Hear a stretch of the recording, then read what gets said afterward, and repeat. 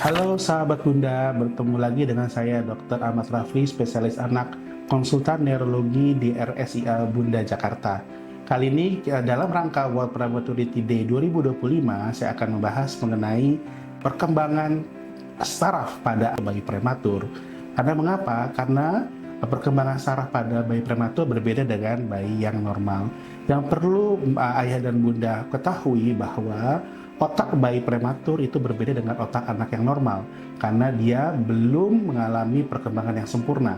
Oleh karena itu, stimulasi, gizi, nutrisi, dan juga untuk kita kembangkan otaknya itu memerlukan begitu banyak intervensi yang memang harus secara detail kita berikan kepada bayi kita.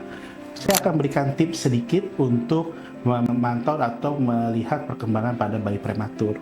Yang pertama adalah pada bayi prematur harus menggunakan kurva bayi prematur. Jadi jangan pakai kurva anak yang biasa. Yang kedua adalah pada saat bayi baru lahir harus dilakukan screening. Jadi fungsi mata, fungsi pendengaran, juga otaknya dengan kemungkinan USG kepala, apalagi bayi-bayi yang di bawah 32 minggu. Dan juga kita harus melihat fungsi dari hormon pertumbuhan, yaitu ada hormon tiroid. Lalu yang ketiga adalah segera kontrol ke dokter anak ya untuk dibuatkan satu tim, namanya tim high risk baby atau bayi resiko tinggi, yaitu dari tim dokter tumbuh kembang, dokter saraf anak, dokter rehabilitasi medik, dan juga dokter nutrisi supaya kita bisa memantau dengan baik. Perkembangan bayi prematur berbeda dengan perkembangan bayi dengan usia yang normal karena ada yang dinamakan usia koreksi. Usia koreksi adalah kita hitung nanti usia berdasarkan perkembangan bayi itu sebenarnya. Nah itu nanti tim dokter anak akan melihat bahwa misalnya bayinya saat ini usia 4 bulan, tapi usia koreksinya misalnya 2 bulan sesuai dengan anak usia 2 bulan. Nah, kita akan menyesuaikan tumbuh kembangnya sesuai dengan anak 2 bulan.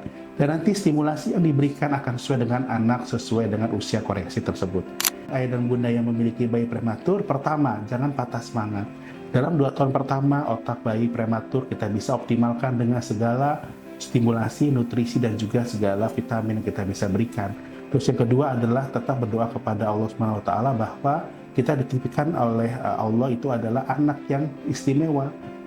Lalu yang ketiga, jangan tidak kontrol ataupun misalnya menjawab sendiri, oh mungkin nggak apa-apa, tapi ternyata ada hal-hal yang perlu diperhatikan, misalnya terlambat bicara, gangguan fokus, atau gangguan yang lain yang bisa tim dokter akan menemukan itu sedini mungkin, sehingga bisa diintervensi sedini mungkin, sehingga nanti tumbuh kembang anak bayi prematur bisa menjadi optimal sama dengan bayi dengan usia yang normal. Together, we celebrate every little factor and a big miracle.